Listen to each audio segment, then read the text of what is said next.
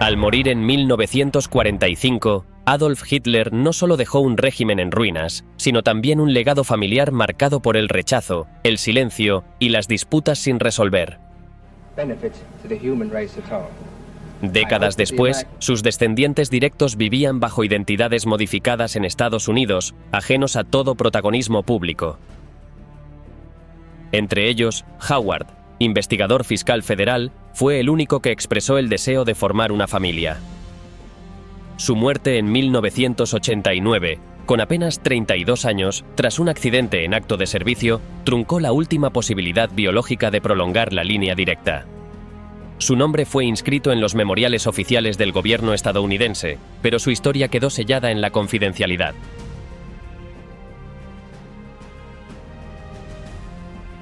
Al mismo tiempo, las controversias sobre la fortuna de Hitler ocuparon tribunales y archivos durante décadas. Investigaciones internacionales señalaron la existencia de cuentas cifradas en Suiza, ingresos por derechos de imagen y un capital derivado de Mein Kampf que, ajustado a valor actual, superaría los 4.600 millones de euros. Sin embargo, el Estado de Baviera bloqueó cualquier reclamación, alegando confiscación general de bienes nazis. La justicia descartó incluso las solicitudes formales de familiares reconocidos, como su hermana Paula o su sobrino Leo Raubal. Este documental explora con rigor histórico el destino del linaje de Adolf Hitler y las consecuencias ocultas de un apellido que muchos intentaron olvidar. Clara y Alois, los rostros opuestos en la infancia de Hitler. La infancia de Adolf Hitler estuvo profundamente condicionada por la figura dominante de su padre, Alois Hitler. Nacido en 1837 en una aldea de la Baja Austria, como hijo fuera del matrimonio de una empleada doméstica, Alois fue ascendiendo dentro de la administración del Imperio Austrohúngaro hasta alcanzar el cargo de inspector de aduanas. Este logro, que él consideraba prueba de su valía, lo convenció de que el orden, la obediencia y la disciplina eran los pilares indispensables del éxito. Esa misma lógica la trasladó sin matices a su vida familiar. En el entorno doméstico, Alois era un hombre duro, irritable, propenso al castigo físico y con escasa paciencia tanto hacia su esposa como hacia sus hijos. Mostraba una hostilidad particular hacia Adolf, a quien quería ver convertido en funcionario estatal, despreciando por completo su vocación artística y su bajo rendimiento escolar. Adolf no se enfrentaba directamente a su padre, pero adoptaba una postura pasiva de resistencia. Ignoraba las expectativas impuestas, mostraba una actitud desafiante en clase y repitió curso durante su adolescencia. Ese patrón puede entenderse como una forma silenciosa de oposición ante una autoridad que no podía desafiar abiertamente. Con el paso de los años, Adolf recordaría a su padre como una figura difícil de comprender, a la que nunca llegó a amar, pero cuya presencia imponía respeto y temor. La muerte de Alois en 1903, cuando Adolf tenía apenas 13 años, fue una ruptura significativa. Por un lado, puso fin a una fuente constante de presión, pero al mismo tiempo lo dejó sin una figura masculina en un momento decisivo de su formación. El vacío dejado por Alois fue compensado, en parte, por el vínculo con su madre, Clara Pölzl. Mujer de carácter sumiso y profundamente religiosa, Clara vivía centrada en el cuidado del hogar y de sus hijos. Tras la pérdida de varios de ellos en la infancia, desarrolló con Adolf un lazo particularmente estrecho. A diferencia del rigor del padre, Clara ofrecía comprensión, afecto y apoyo incondicional. Era la única que lo alentaba a seguir sus intereses personales, incluso cuando estos contradecían la voluntad de Alois. Después de quedar viuda, Clara se convirtió en el principal sostén emocional de su hijo. Pero esa estabilidad se rompió en 1907, cuando fue diagnosticada con un cáncer mortal. Durante su enfermedad, recibió atención médica del doctor Eduard Bloch, quien más tarde recordaría la entrega absoluta de Adolf hacia su madre. Un joven atento, dispuesto a todo por aliviar su sufrimiento. La muerte de Clara en diciembre de ese mismo año dejó a Adolf profundamente afectado.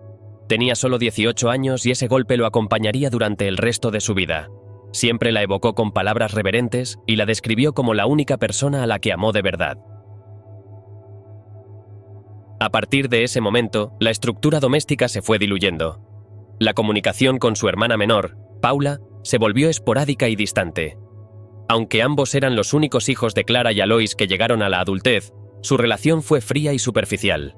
Tras abandonar la casa en 1908, Adolf no volvió a verla durante más de una década. Cuando retomaron el contacto, las visitas fueron escasas y siempre formales.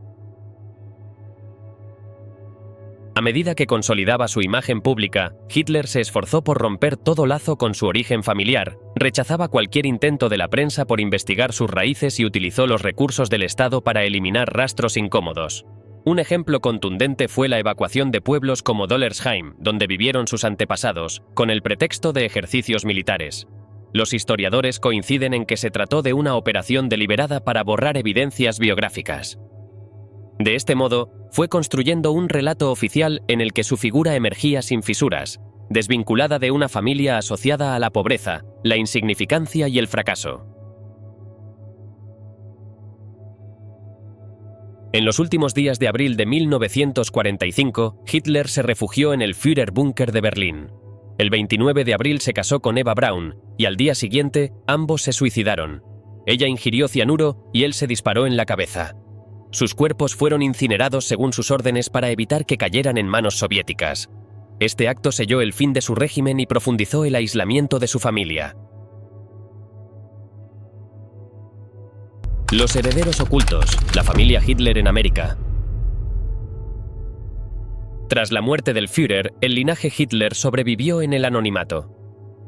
En Long Island, Nueva York, 3 hermanos, Alexander, Louis y Brian Stuart Houston, vivieron bajo identidades falsas, ocultando deliberadamente su verdadero origen. Eran los hijos de William Patrick Hitler, sobrino directo del dictador, e hijo de Alois Hitler Jr., fruto del segundo matrimonio de Alois Hitler. Desde jóvenes, estos hombres tomaron una decisión firme. Ninguno tendría hijos. No lo dejaron por escrito, ni firmaron ningún compromiso formal, pero entre ellos existía un acuerdo implícito e inquebrantable. La razón era clara. No querían que futuras generaciones cargaran con las secuelas de una historia ajena pero imborrable. Todos crecieron conscientes del nombre que llevaban escondido. Sabían que revelarlo podía significar vivir bajo sospecha, ser blanco de venganzas simbólicas, o simplemente convertirse en el centro de una atención que jamás buscaron.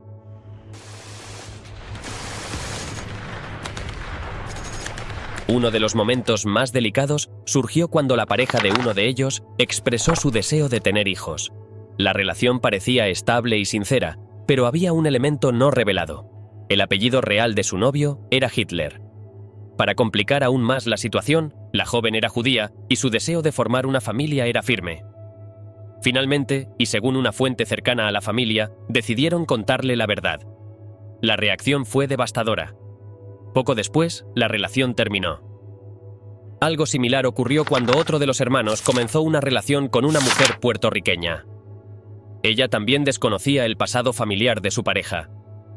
Cuando se le explicó que casarse significaba, en los hechos, convertirse en la próxima señora Hitler, la historia se repitió. El vínculo se rompió. Más allá del miedo a ser señalados, lo que más pesaba era el temor a que el secreto afectara sus vidas cotidianas en una comunidad tranquila del noreste estadounidense. Habían crecido en un entorno donde eran conocidos solo por sus nombres asumidos, integrados en la rutina americana de pequeñas ciudades. Revelar su identidad podría afectar gravemente el desarrollo de sus vidas. Durante años, quienes conocieron de cerca a William Patrick Hitler no lo recordaban como un personaje oscuro ni polémico. Para ellos era simplemente un hombre de familia, atento, comprometido con su esposa e hijos, alguien que buscó desaparecer del radar tras la guerra. La última vez que fue mencionado públicamente como William Patrick Hitler fue en febrero de 1946, al ser dado de baja de la Marina en Fargo Barracks, Massachusetts. Desde entonces, se esfumó de la historia oficial, dando paso a una existencia oculta y cuidadosamente protegida. Tras su salida de la Marina en 1946, con el nombre aún registrado como William Patrick Hitler, desapareció de los registros públicos. El FBI había señalado poco antes, en una nota interna, que se encontraba en Newport, Rhode Island, a la espera de su baja definitiva. Según algunos allegados, durante su tiempo en servicio, fue herido en combate y alcanzado por metralla en una pierna. Aunque no hay documentación oficial que respalde estos datos, quienes lo conocieron insistían en que había cumplido con su deber y que no buscaba reconocimiento. En esos mismos meses, expresó su deseo de regresar a Nueva York para reencontrarse con Bridget, su madre, y concretar el proceso de naturalización como ciudadano estadounidense. En paralelo, y quizás mientras esperaba la resolución del trámite, retomó los estudios. Se matriculó en el City College de Nueva York, donde obtuvo una licenciatura en Ciencias Sociales. Más tarde, ingresó en un programa de posgrado en la misma institución, hoy Baruch College, centrado en materias como economía, derecho, contabilidad e idioma español. Permaneció 4 semestres, pero abandonó el programa antes de completarlo. En octubre de ese año, solicitó su número de seguridad social utilizando una identidad modificada, William Hiller. El cambio no fue casual, marcaba el inicio de una nueva etapa en la que dejaría atrás cualquier vínculo público con el apellido Hitler. Al año siguiente, contrajo matrimonio con Phyllis, una joven alemana a quien había conocido fugazmente en la década de 1930, cuando era amigo del hermano de ella en Alemania. Tras la guerra, ese contacto se reanudó. El hermano, ante la situación tensa que se vivía en Europa, pidió a William Patrick que cuidara de su hermana si lograba enviarla a Estados Unidos. La petición fue atendida, y la relación se transformó en un vínculo estable. Phyllis, 12 años menor que él, se integró pronto a la vida americana. Poco a poco, ambos se alejaron de cualquier exposición pública. El compromiso de William Patrick por borrar su pasado no se limitó a un cambio de nombre. Tras casarse con Phyllis, se instaló con ella y con su madre, Bridget, primero en Queens y luego en una zona más tranquila de Long Island, lejos del bullicio urbano y de las miradas curiosas. Aunque algunos conocidos comentaban que el matrimonio pudo haber comenzado como una vía para asegurar la permanencia de Phyllis en Estados Unidos, lo cierto es que su vínculo se consolidó con el tiempo, dando paso a una convivencia estable y duradera. Con una familia en formación y la responsabilidad de mantener el hogar, William Patrick asumió diversos trabajos en el ámbito médico, aprovechando la experiencia adquirida durante su tiempo en la Marina. Comenzó como asistente en una consulta privada de urología en Manhattan y luego pasó a desempeñarse como administrativo en el departamento de urología de un hospital importante de la ciudad, posiblemente Bellevue. Más adelante, trabajó también en una institución estatal ubicada en Long Island. A lo largo de esos años, adoptó una nueva identidad, cuidadosamente elegida para no guardar relación alguna ni con el apellido Hitler, ni con Hiller, ni con el de su madre. El nombre ficticio que utilizaron como familia provenía, curiosamente, de un autor británico cuyo pensamiento había influido en las teorías raciales del nazismo, una ironía que pocos podrían haber detectado. La mudanza a Long Island no fue casual. Allí, la pareja buscaba anonimato y seguridad. William Patrick deseaba que sus hijos crecieran sin el estigma del apellido, alejados de cualquier conexión directa con su tío. Para garantizarlo, se impuso una regla estricta: jamás hablaría públicamente sobre Adolf Hitler. Ese voto de silencio no se debía solo al rechazo personal que sentía hacia su pariente, sino también al temor de represalias. Durante los primeros años de la guerra, circuló la versión de que Heinrich Himmler había dado órdenes a simpatizantes nazis en América para silenciar a William Patrick, sin importar los métodos. Aunque nunca se confirmó del todo la existencia de ese encargo, el riesgo de ser blanco de fanáticos era real y persistente. Con el tiempo, aprovechando sus conocimientos en medicina y laboratorio, William Patrick montó un pequeño negocio de análisis clínicos centrado en muestras de sangre.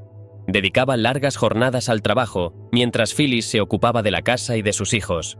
Así, poco a poco, construyeron una vida ordinaria en los márgenes de una historia extraordinaria. El aislamiento que protegía la identidad de la familia Hitler en Long Island no impedía que, puertas adentro, las historias circularan. Aunque el apellido real no debía pronunciarse en público y los hijos crecieron sin saberlo todo, dentro del hogar el silencio no era absoluto. William Patrick relataba anécdotas de su paso por Alemania, como aquel té compartido con su tío Adolf en Berchtesgaden. Contaba cómo todo en torno al Führer estaba pensado para impresionar: mujeres impecables, muebles fastuosos, espacios de una opulencia casi teatral. Pero su juicio era claro: Afirmaba que su tío se había perdido en ese exceso, que el poder lo había transformado en alguien incapaz de distinguir la realidad. Esas vivencias no solo marcaron su percepción del nazismo, sino también la de sus hijos. Aprendieron desde pequeños que su padre había tomado una decisión irreversible: enfrentarse a Hitler. Rechazó la oferta de incorporarse al régimen, incluso cuando se le prometió un papel destacado si renunciaba a su nacionalidad británica. Según William Patrick, fue el propio Rudolf Hess quien le insistió en que debía hacer un servicio al Führer adoptando la ciudadanía alemana. Pero él se negó. Había comprendido que el proyecto que Hitler construía era incompatible con sus principios. Esa negativa, pronunciada cara a cara, implicó su salida inmediata del país. Fue advertido de que, si no huía rápido, su seguridad estaría en peligro. Acto seguido, cruzó la frontera hacia los Países Bajos en el coche de un amigo, abandonando definitivamente Alemania.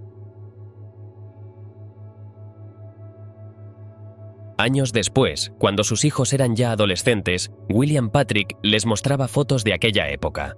Retratos con figuras del espectáculo, reuniones con políticos y recuerdos de su breve paso por el circuito de conferencias. Pero más allá del anecdotario, lo que se repetía era el mensaje de ruptura con el pasado. Renunciar al apellido, al linaje y a cualquier vínculo con el Tercer Reich. Phyllis, en cambio, vivió el exilio con más ambivalencia. Seguía manteniendo contacto con familiares europeos y viajaba a visitarlos con sus hijos cuando era posible. El desarraigo le dolía, pero lo aceptaba. Durante los años de la guerra de Vietnam, llegó a temer que sus propios hijos fueran enviados al frente, lo que la llevó a tomar una decisión drástica. Logró que todos fueran ordenados como ministros luteranos, evitando así el reclutamiento obligatorio. El compromiso de la familia por ocultar su identidad llegó, en algunos momentos, a extremos impensables. Una noche, al descubrir que alguien había identificado quiénes eran en realidad, no dudaron en abandonar su hogar sin previo aviso. No era un curioso cualquiera, sino alguien que representaba una amenaza real. Por eso se marcharon dejando todo atrás. Para ellos, preservar el anonimato no era solo una cuestión de discreción, era una medida de protección.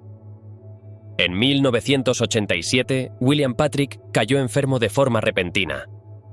Durante varios días sufrió fiebre alta y una grave infección respiratoria. Finalmente, falleció a los 76 años. Fieles al principio de pasar desapercibidos, sus familiares consideraron enterrarlo sin lápida. Pero pensándolo detenidamente, decidieron sepultarlo junto a su madre, Brigitte, en una tumba familiar que también reservaba lugar para su esposa, Phyllis. Con su partida, los hijos de William siguieron caminos distintos, aunque todos compartían una fisonomía familiar inconfundible. El mayor, Alex, dedicó su tiempo a acompañar a veteranos de Vietnam. Louis y Brian continuaron con el negocio de jardinería familiar en Long Island, trabajando desde la misma casa donde crecieron. Ninguno rompió el silencio, excepto uno, Howard. El tercero de los hermanos fue el único que optó por un rumbo independiente. Se trasladó a Manhattan, se casó y trabajó como agente investigador del Departamento del Tesoro. Desde joven había mostrado una personalidad abierta y vital, muy distinta al carácter reservado del resto. Excompañeros lo recordaban como un joven carismático, apasionado por la música, el deporte y con un notable rendimiento escolar. En su comunidad era simplemente el chico brillante del vecindario, sin que nadie sospechara su verdadero origen. Incluso aquellos que compartieron años de amistad o vacaciones jamás imaginaron que llevaban el apellido más infame del siglo XX. Howard soñaba con integrarse en el FBI, probablemente influido por las historias de su padre. Tras un periodo en una empresa de alquiler de camiones, logró entrar en la división investigativa del IRS. Fue el primer agente de esa rama en morir en acto de servicio.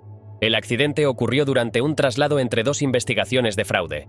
Un coche cruzó la línea central y lo impactó de frente. Tenía solo 32 años. Su muerte fue un golpe devastador. La iglesia se llenó de vecinos, colegas y amigos. Su nombre fue inscrito en los memoriales oficiales de Washington, D.C. y Georgia, en reconocimiento a su labor. Para Phyllis, su madre, el dolor fue doble.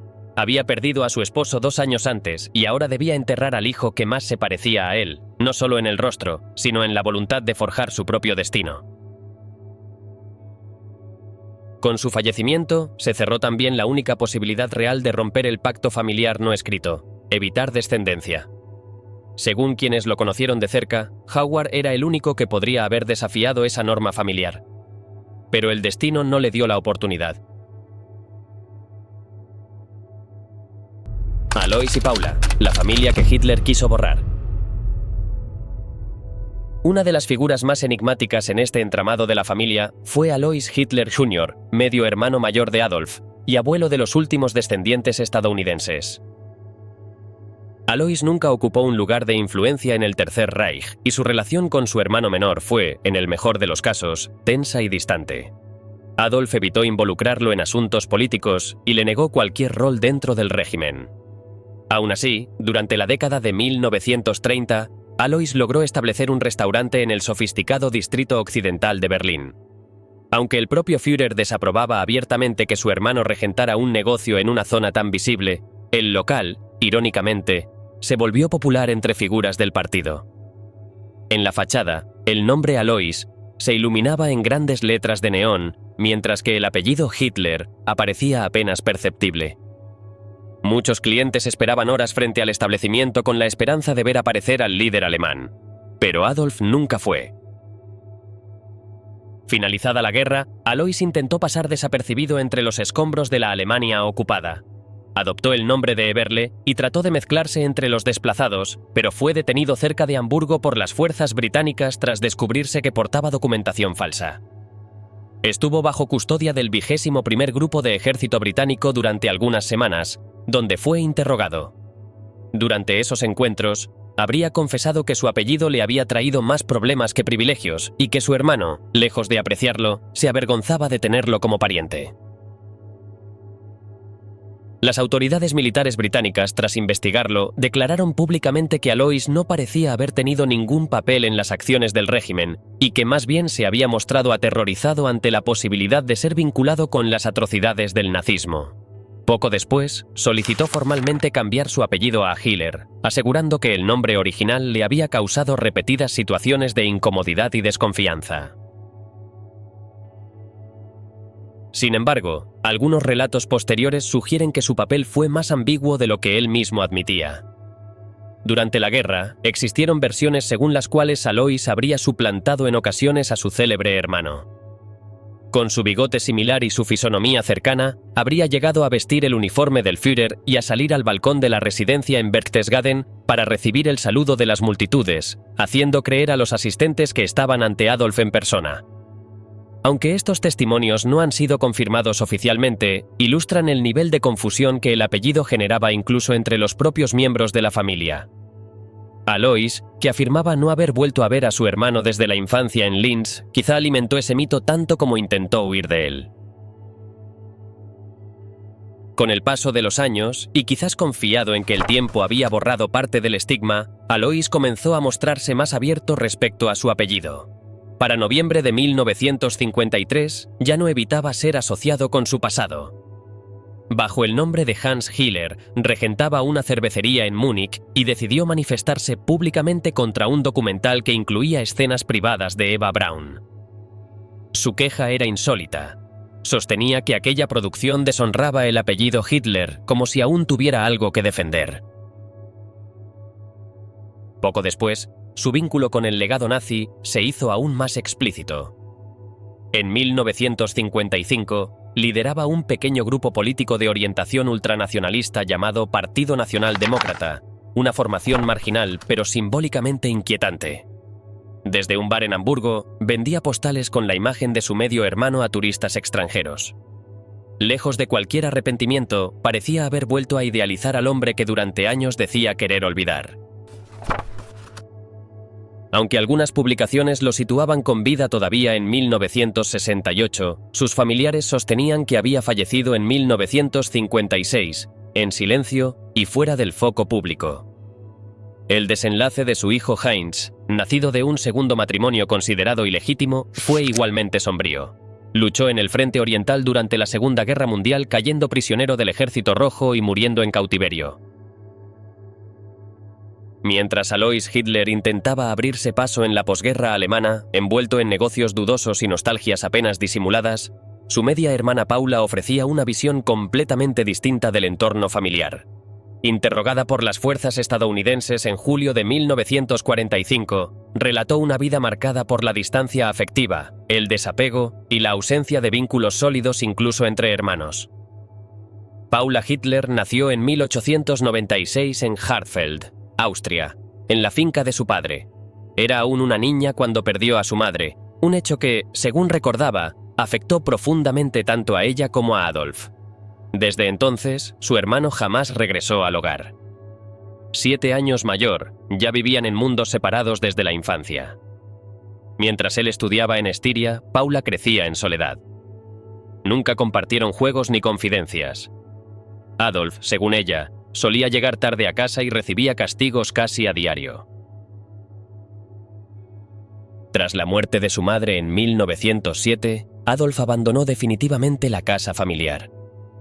Paula no volvió a tener noticias suyas durante más de una década. Le escribió una carta en 1910, pero nunca obtuvo respuesta. Cuando finalmente se reencontraron en 1921, él justificó su silencio con frialdad. No tenía nada, por tanto, no podía ofrecer ayuda. Sin embargo, renunció a su parte de la pensión heredada para que ella pudiera continuar sus estudios en una escuela femenina. Aquel reencuentro, según Paula, fue sorprendentemente cordial. Adolf la acompañó incluso de compras, gesto que recordaba con ternura. En 1922 volvieron a verse para visitar la tumba de sus padres. Luego, cada uno siguió su camino. Él hacia Múnich, ella a Linz. En 1923, ya implicado en la política, la recibió nuevamente, pero los encuentros posteriores fueron cada vez más escasos. En una ocasión la invitó a Múnich, en otra asistió al día del partido en Nuremberg, pero con entradas comunes como cualquier otro asistente. Durante los años siguientes, el contacto fue mínimo. Entre 1929 y 1941 se vieron en contadas ocasiones, una vez en Viena, otra en Berlín y alguna más en Múnich. Las cartas eran breves y esporádicas, con frecuencia acompañadas de paquetes con víveres como jamón, harina o azúcar. Paula mantenía sus convicciones religiosas y se mantuvo completamente al margen del entorno político de su hermano. Aunque fue invitada a trasladarse a la residencia alpina de Berchtesgaden, siempre rechazó la oferta y eligió seguir viviendo en Austria, con una existencia modesta y anónima. En público, adoptó el nombre de Frau Wolf, una sugerencia directa de Adolf que le transmitió durante los Juegos Olímpicos de Garmisch. Él insistía en que debía mantenerse en el anonimato. Ella acató sin discutir. Tras perder su empleo en una aseguradora vienesa debido al apellido que llevaba, aceptó una pensión mensual gestionada por la Cancillería del Reich. Durante los interrogatorios aliados, se le mencionó la existencia de cartas enviadas por su hermano, notablemente breves. Paula no se mostró sorprendida. Confirmó sin rodeos que Adolf jamás mostró un verdadero sentido de familia. Incluso en momentos íntimos, se mantenía distante, como si los vínculos afectivos fueran una carga más que un consuelo. En los últimos días del régimen la encontraron en su casa, entre Viena y Linz. Sin previo aviso, un vehículo oficial llegó con la orden de trasladarla a Berchtesgaden. Nunca supo quién lo había ordenado, aunque sospechaba de Bormann. Fue alojada en un hotel bajo control del partido, donde nadie conocía su identidad. Comía sola en la habitación y no participaba en ninguna actividad social. Incluso allí, su presencia era imperceptible. Jamás fue invitada al Obersalzberg ni compartió mesa con los jerarcas del régimen. Solo vio a Eva Braun una vez, en 1934, durante un acto en Nuremberg. Su hermano nunca habló de ella. El entorno de Adolf, aunque desde fuera pareciera cercano, mantenía una muralla infranqueable incluso con su propia sangre. Paula lo comprendía y había aprendido, con los años, a no esperar nada. Años después de los hechos, los secretos seguían pesando. Uno de los episodios más oscuros de la historia familiar giraba en torno a Angelika Raubal, la hija de Angela Hitler y sobrina directa de Adolf. Conocida como Geli, fue mucho más que una presencia doméstica en la residencia de Múnich. Era, según quienes la conocieron, el centro emocional de la vida del dictador durante su ascenso. El 14 de septiembre de 1931, con solo 23 años, Geli fue hallada muerta en el apartamento que compartía con su tío. El arma, una pistola del propio Hitler, yacía en el suelo. Una carta inconclusa reposaba sobre la mesa. La versión oficial fue inmediata: suicidio. Pero desde el primer momento, el caso estuvo envuelto en contradicciones, rumores y una atmósfera de censura. El relato de William Patrick, años más tarde, alimentaría aún más las sospechas. Durante sus giras por Estados Unidos y Canadá, William Patrick señalaba el caso de Geli como la prueba más inquietante del carácter de su tío. En Toronto, llegó a acusarlo directamente, asegurando que mantenía con su sobrina una relación inaceptable, marcada por celos, control y violencia. Afirmaba que Hitler había perdido el control tras enterarse de una supuesta relación entre Geli y su profesor de música, y que una discusión violenta derivó en su muerte. Según su versión, fue Göring quien gestionó en secreto el entierro y quien impuso la narrativa oficial. El Führer no estaba allí. Los rumores no se limitaron a los discursos de William. En las memorias de Brigitte Hitler se incluyó un relato más gráfico, supuestamente transmitido por Hedwig, la segunda esposa de Alois. Aquel testimonio reconstruía las últimas horas de Geli con detalles dramáticos: una discusión nocturna, gritos, una puerta cerrada y el cuerpo de la joven agonizando mientras Adolf y el médico personal del Führer eran los únicos presentes. Cuando Angela, su madre, regresó al apartamento, se le impidió entrar en la habitación. Solo cuando fue demasiado tarde, vio a su hermano Adolf derrumbado, confesando que era un asesino. Fue Göring, entonces, quien lo corrigió y dijo que ella se suicidó, y esa es la verdad. Pero otras voces dentro de la propia familia desmentían incluso esa versión encubierta. Paula, en conversación con Brigitte, rechazaba la idea de un embarazo, tachándola de invención útil para justificar una supuesta depresión. Su opinión era contundente: no fue un suicidio y tampoco un accidente. Para Paula, su hermano estaba enamorado de Geli, y esa obsesión lo llevó a actuar con una violencia que ni Angela, quien siempre le buscaba excusas, pudo justificar.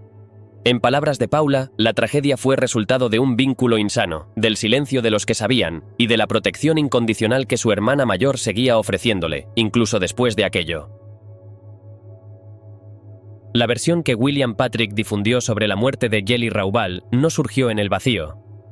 Aunque su testimonio fue visto por muchos como parte de una estrategia de propaganda durante sus giras por Estados Unidos, con el tiempo surgieron otras voces que confirmaban, al menos en parte, sus afirmaciones. Una de ellas fue Ernst Hanfstaengl, el antiguo jefe de prensa internacional del partido nazi, y uno de los pocos que convivieron estrechamente con Hitler antes de su ascenso total al poder. Exiliado en Londres en 1937, Hanfstaengl recibió una visita inesperada: Brigitte Hitler. En su libro Hitler, The Missing Years, escribió que Brigitte le transmitió una versión conocida entre los familiares más cercanos, según la cual Geli había quedado embarazada de un joven profesor de arte judío que conoció en Linz. La joven quería casarse con él, y ese habría sido el detonante del conflicto fatal con su tío. A ojos de Hanfstaengl, el suceso no solo fue una tragedia personal, fue un punto de quiebre en el carácter de Hitler. En su análisis, la muerte de Geli fue el inicio de una transformación definitiva. Aquel vínculo que calificaba como único en la vida emocional de Hitler servía como una especie de válvula para canalizar su energía nerviosa. Tras su muerte, esa tensión no volvió a encontrar salida y derivó, según él, en un comportamiento cada vez más cruel y autodestructivo. La relación posterior con Eva Braun, en su opinión, jamás alcanzó el mismo nivel de intimidad. La describía como una figura decorativa, sin influencia real, y apuntaba que Hitler, a partir de entonces, cayó en una especie de narcisismo estéril.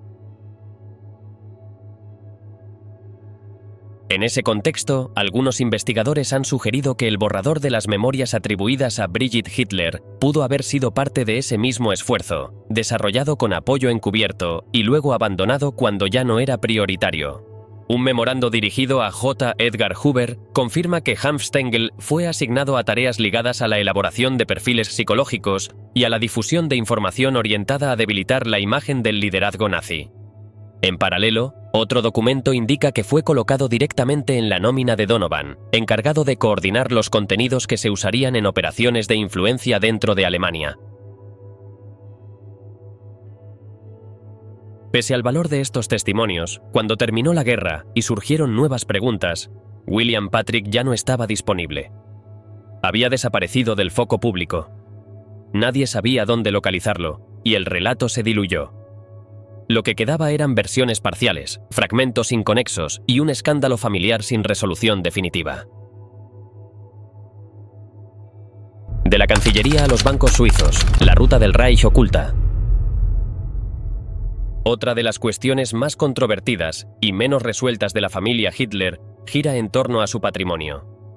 Aunque se esforzaba públicamente en parecer desinteresado por lo material, el manejo de sus finanzas contaba una historia diferente. La de un líder que acumuló poder no solo político, sino también económico, en proporciones colosales. Durante décadas la imagen oficial fue la de un hombre ascético, dedicado al Estado por completo, sin intereses personales en lo económico. Viajaba sin dinero en efectivo, vivía con una modestia calculada y afirmaba que todo lo recaudado en eventos y discursos iba directamente al partido. Pero detrás de esa fachada, las cifras eran otra cosa. Hitler había registrado su residencia principal a nombre del propio partido en Berchtesgaden, una maniobra que dificultó después la reclamación directa de sus bienes. Tras su muerte, el Estado de Baviera asumió la propiedad del inmueble y de paso se hizo con el control legal del libro Mein Kampf, impidiendo su reedición durante décadas. El bloqueo terminó en 2016, cuando expiraron los 70 años de protección que otorga la ley alemana de derechos de autor.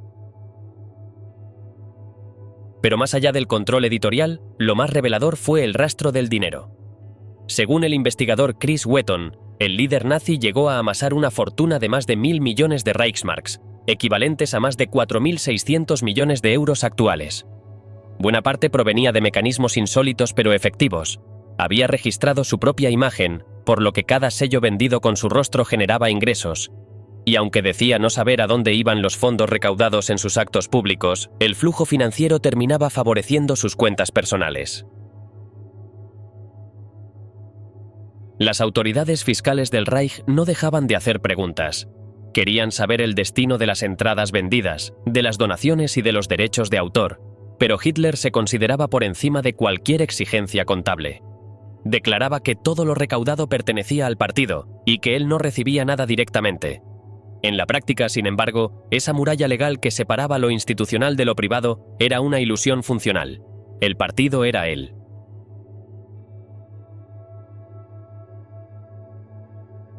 Para 1944, estimaciones conservadoras ya lo situaban dentro del rango de los multimillonarios en términos actuales. Aún así, lo más desconcertante es que gran parte de esa fortuna sigue sin un destino claro. No existen registros detallados de su dispersión tras el colapso del Tercer Reich. Algunas teorías sugieren que se ocultó parte de ese dinero en cuentas cifradas, en bancos suizos o estructuras similares, pero ninguna investigación ha logrado seguir el rastro con certeza. En privado, Hitler mantenía un control estricto sobre su dinero. Según el historiador Dr. Chris Wetton, no solo disfrutaba del poder, sino también de los beneficios económicos que lo acompañaban, aunque rara vez se esforzara en generarlos directamente.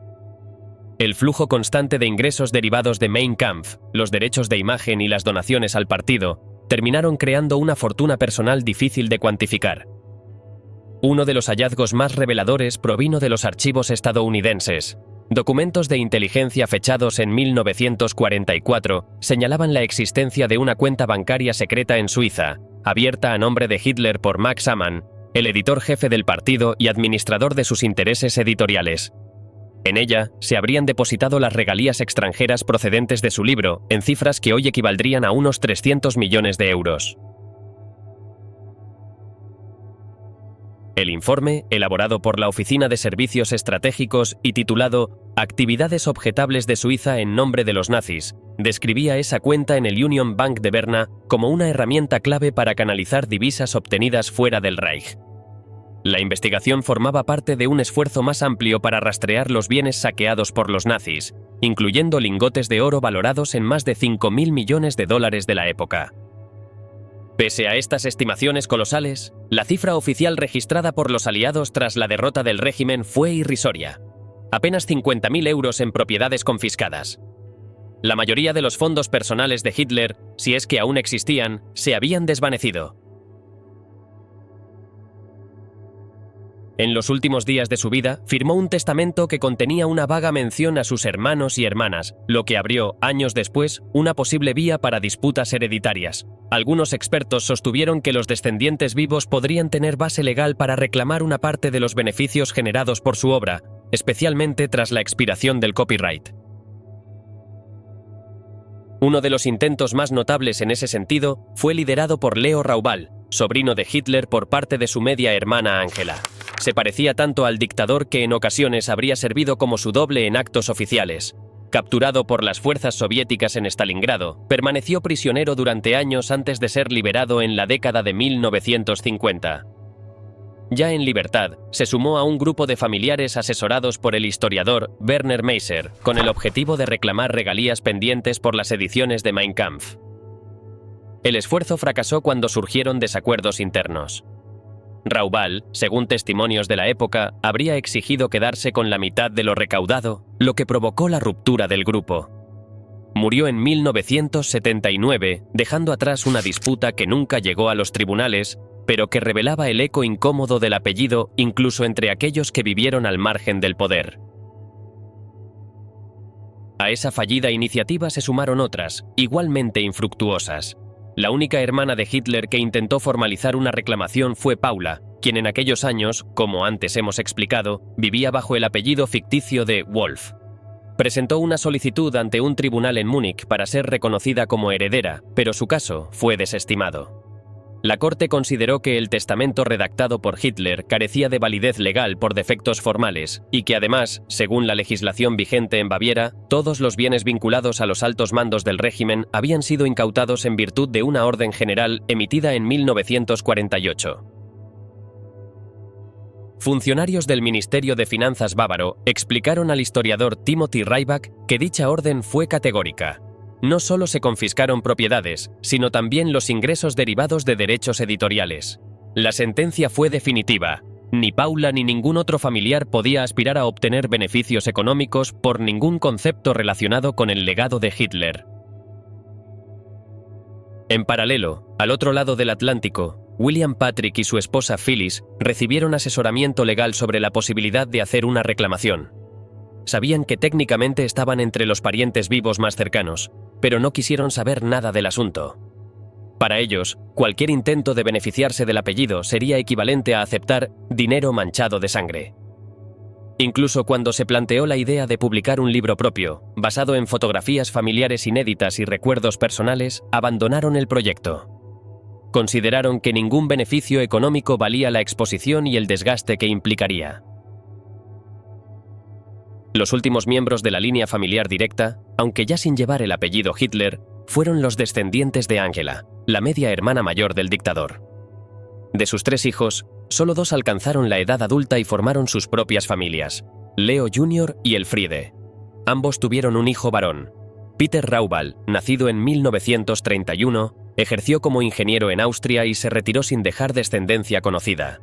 El otro, Heiner Hocheger, nacido en 1945, ha vivido siempre lejos del foco público. Según fuentes locales, tampoco tuvo hijos. Herencia controvertida, el legado que muchos aseguraron portar. En una familia que pasó décadas escondiéndose detrás de un apellido ficticio, evitando a toda costa la exposición pública, resulta casi incomprensible que haya quienes busquen lo contrario. Ser asociados voluntariamente al legado más infame del siglo XX.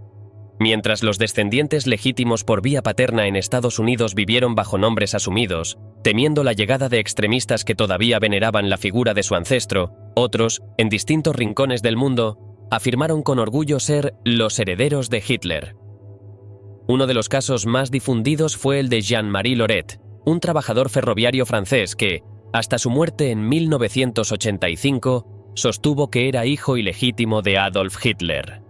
La historia, según su propio relato, comenzaba durante la Primera Guerra Mundial, en 1914, cuando un joven cabo del ejército alemán habría conocido a una adolescente francesa de 16 años, Charlotte Lovejoy, durante un permiso en Lille. Lo que siguió, describía Loret, fue una relación irregular, marcada por encuentros en distintas regiones de Francia. El resultado habría sido su nacimiento en marzo de 1918 en Seboncourt. El nombre del padre no apareció en el registro civil, solo se mencionaba a un soldado alemán desconocido. Loret fue criado por sus abuelos y posteriormente adoptado, lo que explicaría su apellido. Aseguraba haber vivido toda su infancia sin conocer su origen, hasta que su madre, en su lecho de muerte en 1948, le confesó la identidad del supuesto progenitor. Aunque los historiadores más serios del periodo han desestimado su versión por falta de pruebas concluyentes, Loret nunca abandonó su relato. Incluso su hijo, Philippe, repitió en medios internacionales: «Soy nieto de Hitler, las pruebas están ahí, si no lo creen, no es mi problema». Aún más desconcertante fue su comportamiento público. Llevado en una ocasión a visitar el campo de concentración de Dachau, donde más de 28.000 personas murieron entre 1940 y 1945, su reacción fue sorprendente. Miró en silencio el lugar, cruzó los brazos y pronunció una frase que heló la sala: «Si mi padre hizo esto, habrá tenido sus razones». En otro momento, llegó incluso a hacer el saludo nazi durante un acto en el Parlamento japonés.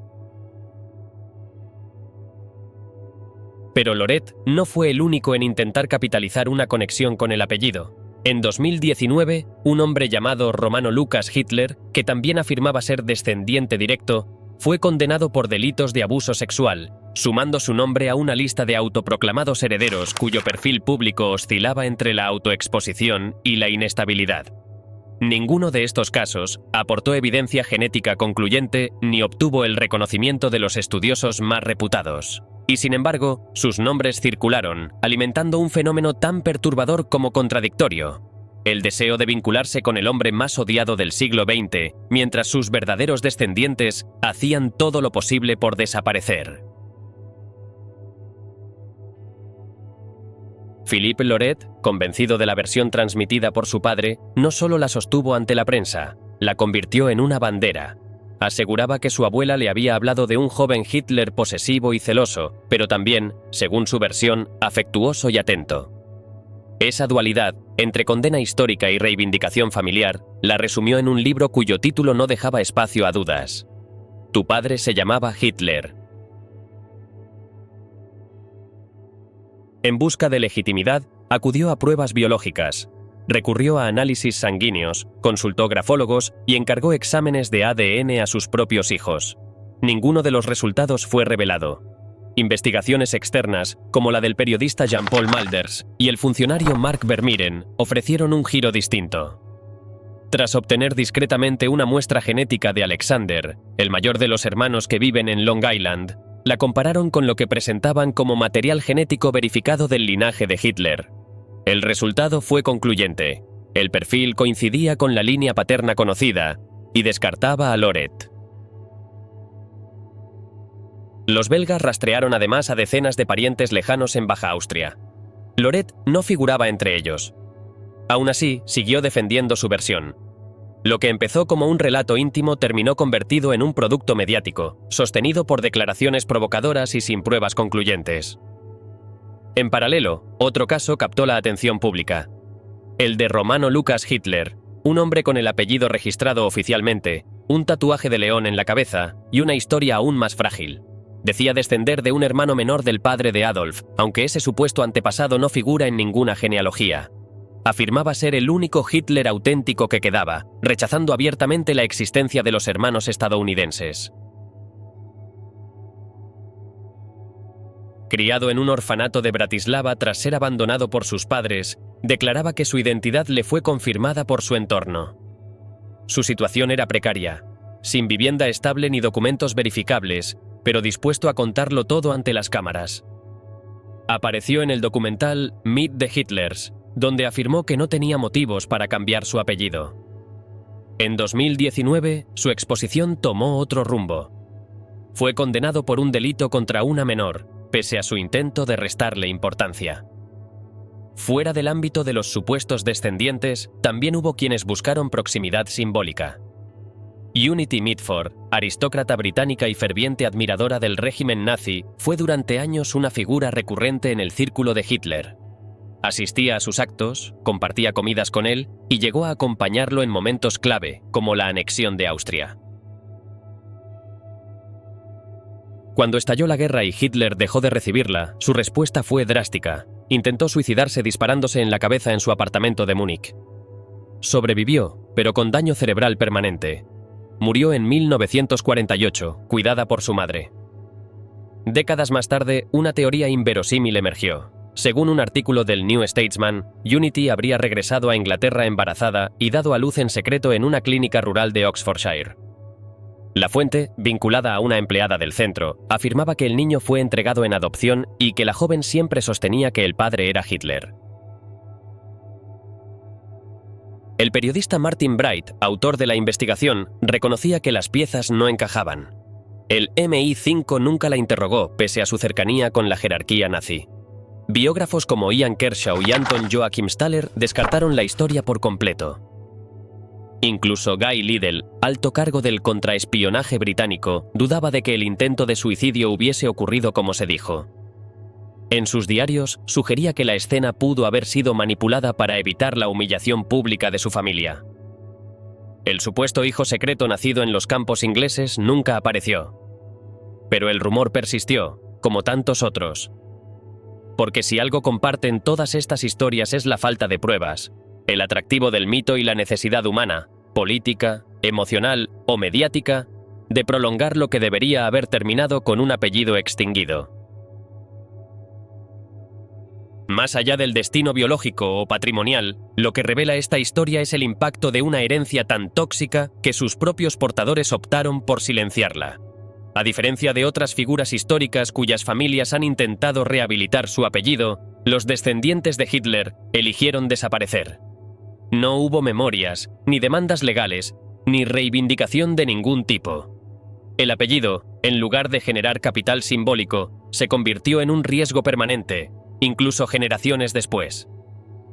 Este rechazo activo sugiere algo más profundo: la conciencia de que ciertos legados no pueden ni deben ser transmitidos.